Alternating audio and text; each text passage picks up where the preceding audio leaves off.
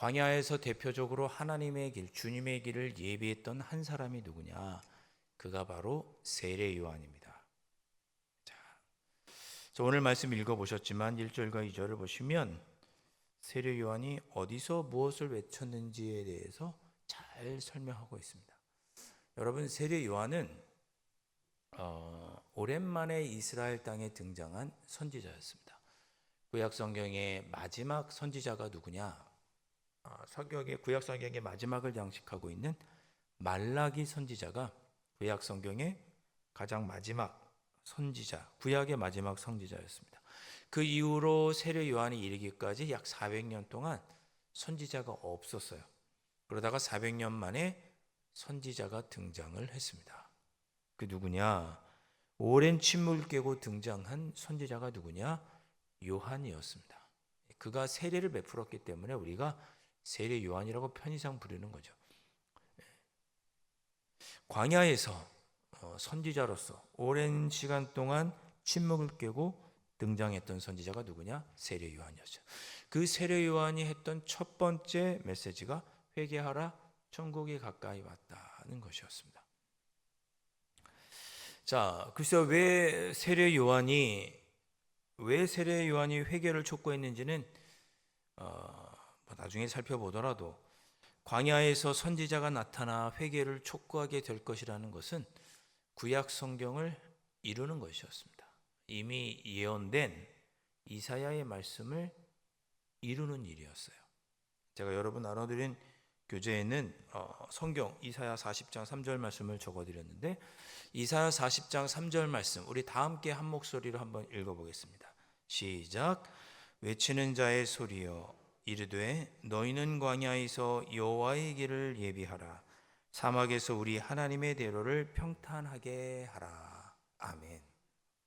자, 여기 이사야 40장 3절을 보니까 광야에서 여호와의 길을 예비하라고 선포하는 자가 있을 것이다 라고 이사야 선지자 때 예고가 되었습니다. 이사야 선지자는 언제 활동했죠? 히스기야 왕 때 활동했습니다. 한 600년 전에, 세례 요한이 등장하기 한 600년쯤 전에 활동하던 선지자죠. 그때 이미 세례 요한에 대해서 예고한 거예요. 자, 어디에서 외칠 것이냐? 구약에서 외칠 것이다. 거기서 그가 하는 일은 여호와의 길을 예비하는 것이다. 그렇게 예고가 되어 있었습니다. 예언이 되어 있었어요. 그러니까 세례 요한이 광야에 등장해서 거기서 회개를 촉구한 일은 이사야의 예언을 성취하는 일임과 동시에 여호와의 길을 예비하는 것이었습니다. 네. 회개하라, 왜 회개하라고 했는지는 모르겠지만 그 일은 여호와의 길, 메시아의 길을 예비하는 일이었다. 약속하신 하나님의 말씀이 이루어지는 것이었다. 그렇게 이해하시면 되겠습니다. 그럼 왜 하필 광야에서 나올 것이라고 예언했을까? 물론 하나님께서 예언하라고 말씀을 주셨겠죠. 근데 왜 하나님은 광야에서 선지자가 나오도록 하셨을까? 이사야처럼 궁정에서 왕의 가문이나 아니면 귀족들의 자녀로 태어나서 메시지를 전했으면 더 효과가 있지 않았겠습니까? 그렇잖아요. 예. 지금으로 치면 유명한 정치가의 자녀나 아니면 재벌가의 자녀로 태어나서 하나님의 길을 예비했으면 더 효과가 있었겠죠. 그런데 상식적으로 생각하면 그런데 하나님은 광야에서 선지자가 나오도록 하셨습니다. 어떻게 보면 효과가 없죠. 광야에 누가 있어요? 광야에 아무도 없는데. 여러분, 광야는 인간의 권력과 종교적인 교만이 힘을 잃는 자리가 광야입니다. 잘 생각해 보세요. 방금 말씀드렸잖아요. 광야에 누가 있어요? 아무도 없잖아요. 여러분, 무인도에 여러분이 갇혀 계시다고 해보죠. 무인도에 아무도 없고 여러분만 있어요. 거기서 여러분 혼자 나는 왕이다 그렇게 말한다고 그걸 누가 알아줘요? 그렇죠? 혼자 살면서 자신의 권력을 자랑하고 자신의 신앙심이 높다고 그렇게 자랑한들 누가 알아줘요? 하나님만 알아주시지. 광야는 아무것도 없고 내 권력과 종교와 신앙심을 자랑할 수 있는 그런 자리가 아니고 오직 하나님만을 의지하는 장소가 광야입니다. 그런 자리가 바로 광야예요. 거기서 하나님은 선지자로 요한을 부르셨고 회개하라고 하는 메시지를 전하게 되십니다. 광야는 어떤 곳이냐?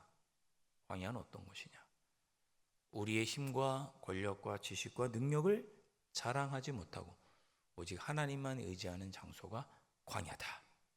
이미 우리가 앞서 지난 5주 동안 살펴보았던 내용입니다. 자, 그런 광야에서 하나님은 세례 요한을 나오게 하시고 거기서 하나님의 길을, 메시아의 길을 준비하도록 시키신 거죠. 여러분의 삶에 한번 적용해 보시면 어떨까요? 여러분의 삶에 한번 적용해 보세요. 여러분이 오늘 광야를 걷고 계시다. 인생의 광야 길에 있다. 거기서 우리가 누구를 의지해요? 하나님밖에 의지할 분이 없죠. 인간적인 지혜와 노력을 다 해봐도 결국은 하나님밖에 의지할 것이 없구나라는 것을 깨닫는 그 자리가 광야고, 그런 자세, 그런 마음이 있는 사람이 여호와의 길을 예비할 수 있는 자격이 있는 사람입니다. 자, 이게 무슨 이야기일까? 또 좀 이따가 한번 모세를 통해 한번 또 살펴보도록 하겠습니다. 자, 이 광야에서 오직 하나님만을 의지하는 장소에서 하나님은 세례 요한을 선택하셔서 회개하라고 촉구하도록 하시며 여호와의 길을 예비하셨습니다. 그렇게 하나님께서 요한을 선지자로 부르셨는데 세례 요한은 자신을 뭐라고 스스로 평가했느냐? 3절 말씀해 보니까 이렇게 기록하고 있습니다. 그는 선지자 이사야를 통하여 말씀하신 자라. 일러스되 광야에 외치는 자의 소리가 있어 이르되 너희는 주의 길을 준비하라. 그가 오실 길을 곧게 하라 하였느니라. 자, 주의 길을 준비하라. 그가 오실 길을 곧게 하라. 여호와의 길을 예비하라고 부르신 그 선지자 요한은 스스로를 뭐라고 정의했느냐? 외치는 자의 소리. 자신을 소리라고, 나는 소리요, 외치는 자의 소리요라고 정의를 합니다. 또 이건 또 무슨 의미가 있을까? 나는 메시아가 아니라는 거죠. 나는 메시아가 아니요. 나는 메시아의 길을 준비하는 자 소리지, 나는 내가 메시아가 아니요. 나중에 요한복음 보면 뭐라고 합니까? 내 뒤에 올 그 예수님 메시아는 흥해야겠고 나는 쇠어야 하겠다라고 말했던 사람이 요한이죠. 요한은 나는 몸뚱이가 아니요, 나는 메시아가 아니요, 나는 메시아를 나타내기 위해 이 땅에 앞서온 그저 소리일 뿐이요 라고 그는 스스로를 정의했습니다. 광야가 빚어낸 겸손이죠. 제가 모세를 우리가 이미 살펴보았는데 모세를 또 이야기하지 않을 수가 없습니다. 모세가 처음에 40년은 궁정에 있었죠. 거기서 최고의 권력자의 아들로, 공주의 딸로, 그러니까 왕자로 지냈습니다. 높은 권력을 가지고 있었죠. 당시에 왕자라고 하면 얼마나 높은 권력입니까? 왕에게 반역할 만한 그런 위치에 있는 사람들이 왕자죠. 자기의 군대도 있고, 그 왕자로 40년 동안 있으면서 최고의 학문을 익혔죠. 그런 모세가 지혜도 있고 힘도 있고 권력도 있을 때 스스로 이스라엘 백성들을 구원하고자 했어요. 스스로 이스라엘 백성들을 구원할 내가 메시아의 때가 되어야겠다는 그런 자의식이 있었던 거죠. 그가 스스로를 이스라엘 백성들을 구원하겠다는 마음을 갖고 내가 메시아야겠다는 생각을 갖고 있었을 때는 하나님께서 그를 사용하지 않으셨습니다. 그를 어디로 보내세요? 광야로 보내시죠. 거기서 광야 40년 동안 뭘 배워요? 겸손을 배우죠. 나는 메시아가 아니구나. 나는 소리구나. 나는 아무것도 할 수 없구나. 나는 아무것도 할 수 없고 하나님이 일하시고 그 하나님의 일을 드러내는 나는 그저 소리로구나 라는 것을 깨닫는 기간이 광야 40년이었습니다. 그리고 나서 후에야, 그걸 깨닫고 난 후에야 하나님은 그를 들어서 이스라엘을 구원할 지도자로 삼으시죠. 그런 의미에서 세례 요한이 성경에서 가장 겸손한 자라고 할 수 있습니다. 처음부터 그는 나는 메시아가 아니요, 나는 소리요, 나는 아무것도 아니요, 나는 메시아를 나타낼 사명을 갖고 있는 나는 소리요, 그는 흥하여야 하겠고 나는 쇠하여야 합니다. 나는 그분의 신발조차 제대로 묶고 그 신발조차 들기에 감당하지 못할 나는 그런 자입니다 라고 고백했던 사람이 누구냐? 세례 요한입니다.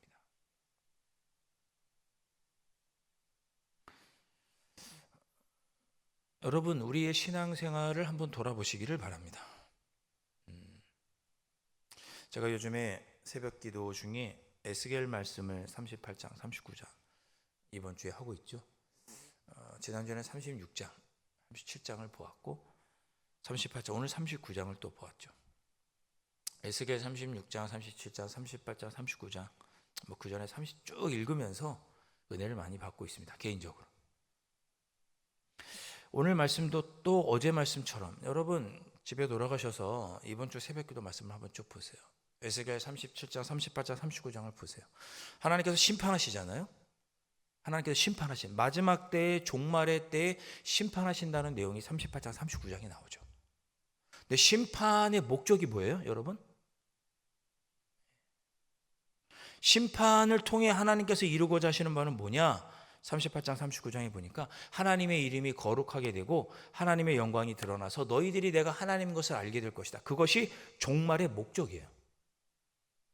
악한 곡이라고 하는 악한 세력을 들어서 하나님의 백성을 힘들게 하다가 그 악한 세력 곡을 하나님께서 심판하심으로 마지막 때의 악한 세력을 모두 대적하시고 심판하시죠. 그렇게 함을 통해서 뭘 이루시느냐? 하나님의 이름이 거룩하게 되는, 하나님의 이름이 온 땅에 알려지게 되는 것이 심판의 목적이에요. 이거 왜 은혜가 되느냐? 여러분, 우리의 신앙생활의 목적이 뭐예요? 하나님의 이름이 드러나는 거죠. 하나님의 이름이 거룩하게 되고 하나님의 이름이 드러나는 것이고 하나님의 이름이 온 땅에 있는 사람들이 알게 되는 것, 하나님의 영광이 드러나는 것이 이 심판의 목적이고 우리 신앙생활의 목적이 되어야 되는데, 우리가 하는 기도와 우리가 하는 신앙생활은 나를 위해서 한단 말이에요. 내가 잘 돼야 되는 거예요. 내 삶이 평안해야 되고 내 삶이 유익이 있어야 되고 내 삶에 병이 없어야 되고 내 기도가 응답이 돼야 돼요. 왜? 내가 잘 돼야 되니까. 그거는 하나님의 목적에 맞지 않는 거죠. 여러분의 기도의 궁극적인 목적은 뭐예요? 하나님의 영광이 드러나도록 하기 위함이 우리 기도의 목적이고 방향이어야 되는데 그러지 않으면 안 되는 거죠. 그렇게 내 삶의 목적이 하나님의 영광이고 하나님이 드러나야 되는 것이라는 것을 깨닫는 자리가 어디냐? 광야인 거예요. 모세는 40년 동안 그거를 광야에서 깨닫는 거죠. 세례 요한은 그가 등장할 때부터 나는 하나님의 영광, 예수 그리스도의 이름이 드러나도록 하는 역할을 하는 나는 소리일 뿐이지 메시아가 아니요 라고 깨닫고 메시지를 증거합니다.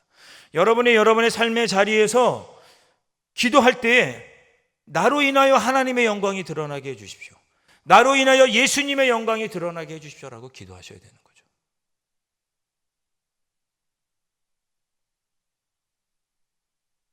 그것이, 그런 메시지를 증거하는 사람이 누구였느냐? 세례 요한이었습니다. 네. 제가 오늘 여기 뭐라 그럴까, 예배 오면서 또 회개를 했어요. 저도 회개할 게 많거든요.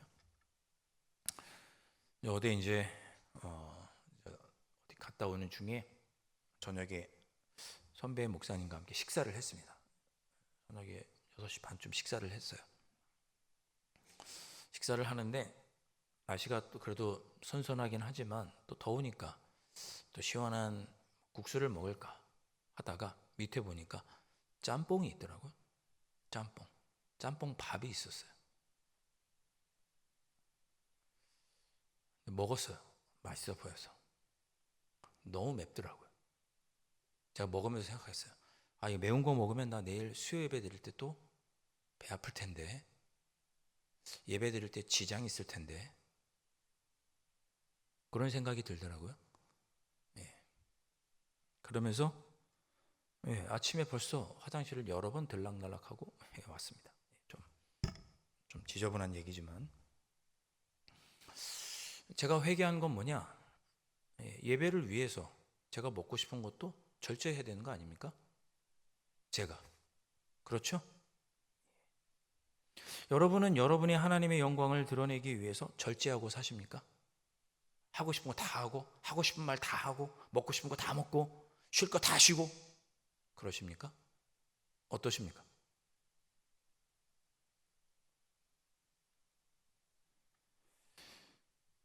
우리의 목적은 뭐예요? 하나님께 영광을 돌리고 하나님의 이름이 거룩하게 하도록 하는 것이 우리의 삶의 목적이죠. 그렇지 않은 것은 다 하나님 앞에 쓸모없는 것들입니다. 여러분의 기도도, 어쩌면 저의 기도도, 우리 강남제일교회 나아갈 길도 하나님의 영광을 나타내는 길이 아니라면, 나를 높이고 나의 삶의 유익을 위한 것이라면 그것이 하나님 앞에 무슨 의미가 있겠습니까? 응답도 없겠죠. 그런 기도야말로. 네. 세례 요한은 그런 면에서 철저히 준비된 사람이었던 거예요. 예. 그에게는 광야가 오직 하나님만을 의지하고 하나님의 영광을 드러내도록 하는 그런 훈련의 장소가 광야였던 거죠. 그렇게 준비되었던 사람이 누구냐? 세례 요한이었습니다. 그런 마음을 우리가 기억하고 본받아야 되겠죠. 나를 높이고 나의 요구사항을 관철하는 그런 신앙이 아니고 하나님의 이름, 주의 이름, 예수 그리스도를 높일 수 있는 그런 기도, 그런 신앙생활을 할 수 있어야겠죠. 네. 아멘이시죠? 여러분, 알겠습니다. 여기까지만 하겠습니다. 3번 문제. 요한의 옷과 음식은 무엇이었는가? 그의 옷은 4절 말씀에 이렇게 기록하고 있습니다. 4절 말씀. 이 요한은 낙타 털옷을 입고 허리에 가죽띠를 띠고 음식은 메뚜기와 석청이었더라. 옷은 낙타 털옷이었고요. 허리에 가죽띠를 띠고 석청을 먹었습니다.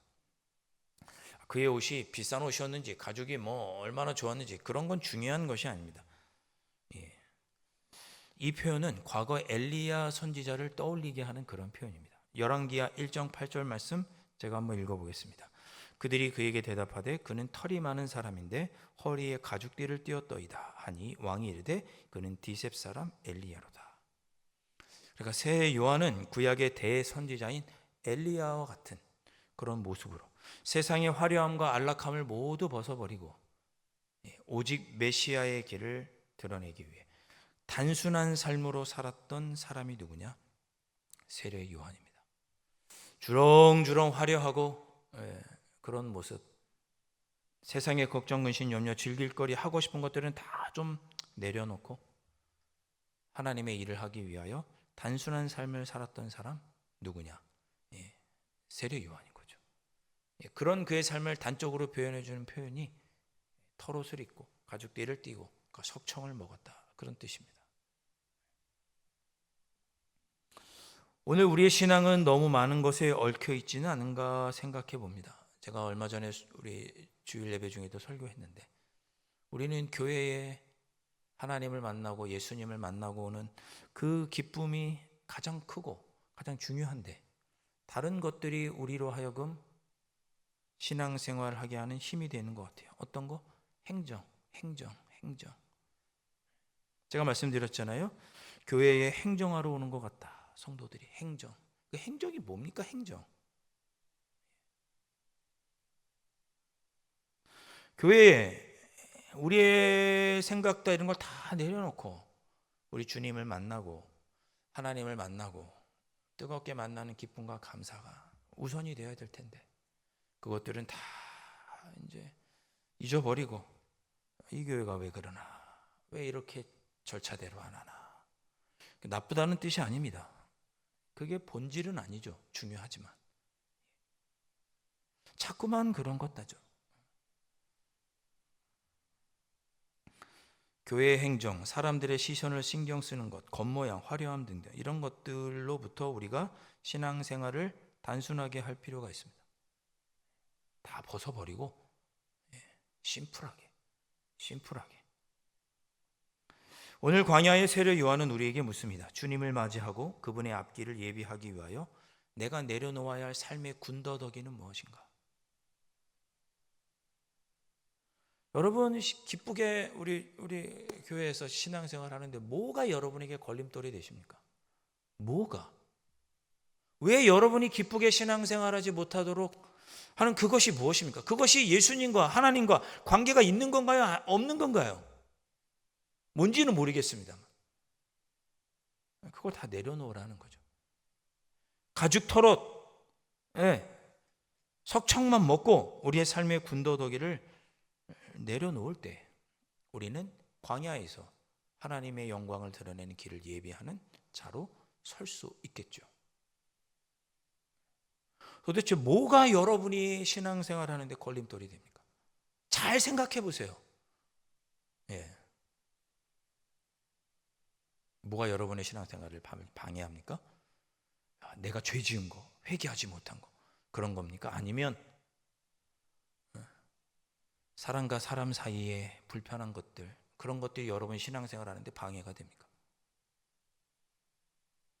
전혀 신앙적이지 않은 것이, 전혀 우리 주님과 관계없는 것이 우리가 신앙생활 하는데 마음을 힘들게 해요. 그러지 않아야 된다는 것을 세례 요한이 보여주는 거죠.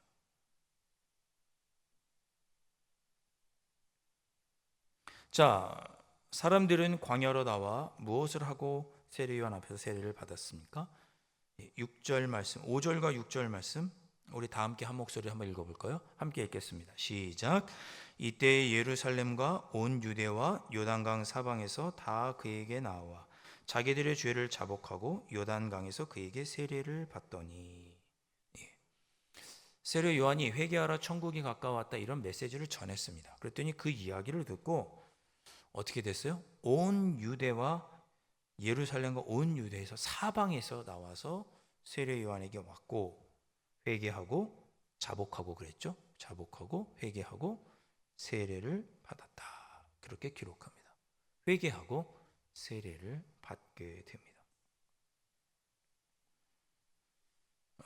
이것이 세례 요한이 여호와의 길을 예비하는 첫 번째 방법이었습니다. 여호와의 길을 예비하려면 뭘 해야 돼요? 회개해야죠. 회개부터 하는 거였어요. 세례 요한이 보기에 우리가 여호와의 길을 예비하려면 뭐부터 해야 되느냐? 회개부터 해야 된다. 세례 요한은 그렇게 생각했고 그 메시지를 전했습니다.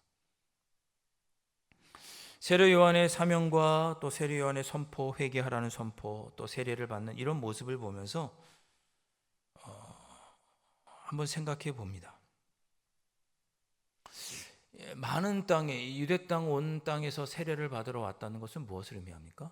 그만큼 그때 당시에 사람들이 하나님 아버지 앞에서 죄를 회개하고 용서받고 싶었던 그런 갈급함이 있었다는 뜻이겠죠. 마음에 찔림이 있었어요. 내가 하나님 앞에 죄인이구나. 나 죄인이야. 하나님 앞에서 죄를 용서받고 싶었던 마음이 강했다는 뜻입니다. 당시에는 어떻게 해야 회개할 수 있었습니까? 절기에 성전에 가서 거기서 제물을 드리고 속죄의 제사를 드려야지만 그래야 죄를 사함 받을 수 있었죠. 그렇게 속죄의 제사를 드리기 전까지는 여전히 죄인인 거죠. 하나님 앞에 죽을 수밖에 없는 죄인. 그런데 세례 요한이 회개하고 죄를 회개할 수 있는 기회를 제공하자. 회개하라고 메시지를 전하고 죄를 회개할 수 있는 기회를 제공하자.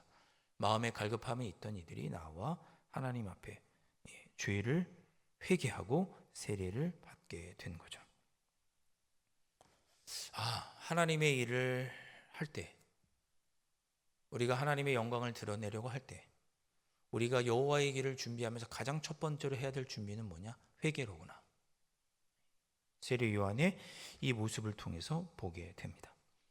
또 저의 삶에도 한번 적용해 봤습니다. 아, 그렇구나. 내가 하나님의 영광을 드러내기 위하여 해야 될 가장 첫 번째는 먼저는 회개로구나. 우리 강남제일교회가 창립 50주년을 맞이했습니다. 우리가 해야 될 첫 번째 일은 뭐예요? 그러면 회개부터 해야 되는 거예요. 순서가 제가 틀린 거죠. 50주년을 주신 일 감사하고 하나님께 영광 올려드리고 앞으로 그런 사명을 갖고 살겠습니다라고 하나님께 감사하고 결단하는 거 이전에 뭘부터 했어야 돼요? 회개부터 했어야죠. 지난 50년 동안 하나님께서 우리에게 주신 사명을 감당할 때 우리에게 부족하고 연약한 모습이 있었다면 하나님 용서해 주십시오. 그거부터 했어야 되는구나. 여러분이 하나님 아버지 앞에서 은혜를 입기를 원하고 우리의 기도가 응답을 받기를 원하고 하나님께 기쁨으로 살아가기를 원합니다. 그보다 먼저 무엇을 해야 돼요? 제일 먼저 회개부터 해야 되는 거죠. 회개부터. 회개할 게 없으세요? 야, 회개할 게 없으시면 참 대단하신데 어찌 회개할 게 없어요, 우리가.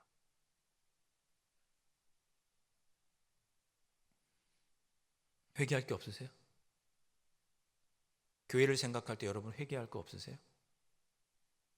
하나님의 영광을 드러내는 걸 생각할 때 우리가 회개할 게 없나요? 생각해 보세요. 회개할 것이 있고 그것을 회개한 후에야 우리가 하나님의 길을 예비하는 첫 번째 단계를 밟은 거죠. 창립 50주년을 맞아서 회개해야죠. 제가 우리 투표 항전지 선거를 앞두고 기도회를 한번 갖자고 금요 집회 때 우리 다 정교회는 모여서 뜨겁게 기도하자 그랬잖아요. 그럴 때 우리가 사명과 앞으로의 비전을 위해서 기도하려고 마음 먹고 있는데 말씀을 준비하면서 그런 생각이 들었어요. 회개부터 해야겠구나. 그날 회개부터 해야겠구나. 나 같은 죄인을 직분을 주신 거 회개해야 되고 창립 50주년을 맞아 여기까지 하나님의 은혜로 왔는데 그걸 깨닫지 못하고 우리가 죄 지은 하나님 앞에 영광을 가린 모습이 있으면 회개하고 그리고 창립 50주년을 맞이해야겠구나. 그런 생각이 들었습니다. 여러분 그날 오셔서 마음껏 회개하시고 나 자신의 죄도 회개할 뿐만 아니라 우리 교회가 혹 하나님 앞에 미흡한 부분이 있었다면 하나님의 뜻을 다 이루지 못한 부분이 있으면 우리 회개하고 새로운 마음으로 결단하고 그렇게 하고 창립 50주년 기념 주일을 맞아야 되는 거죠. 그리고 주의 일꾼을 뽑아야 되는 거예요. 그것이 여호와의 길을 준비하는 첫 번째 단계인 거예요. 세례 요한이 그렇게 했습니다. 오늘 설교를 들으신 분들은 다 금요 집회 때 오시겠다. 그죠?